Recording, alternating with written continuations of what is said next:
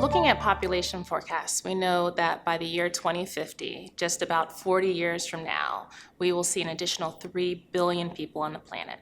They will primarily be located in less developed nations. We'll have a number that will go to developing nations in large cities like Chicago, Atlanta, New York, and so on.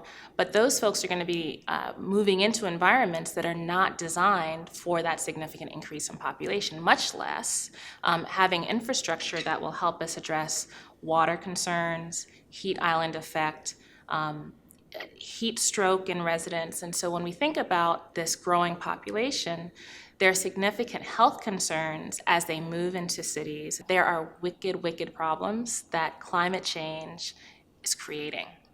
And without having the conversations now, we will not have the solutions tomorrow to address those wicked problems.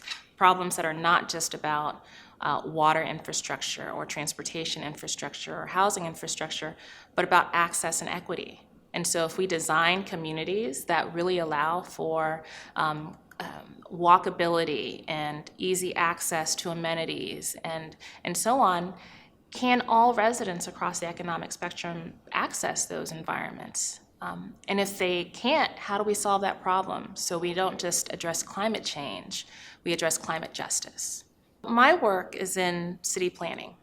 I am very interested in working with communities to help them understand how their environment impacts their behaviors and over time their health outcomes. And so when we think about climate change and the necessary physical changes, the environmental changes, the system changes, policy changes that are necessary to arrest the state of change that we're realizing on the planet, planning is critical, and having communities buy into understanding how to make recommendations that address climate change as well as economic development opportunities, education opportunities, transportation opportunities, housing opportunities, so we can really transform the landscape in cities and places across the globe so we realize a cumulative impact that has a positive result for our planet and for the residents that occupy it. Climate change policies are part of transportation policies, are a part of housing policies, they should be a part of agriculture policies.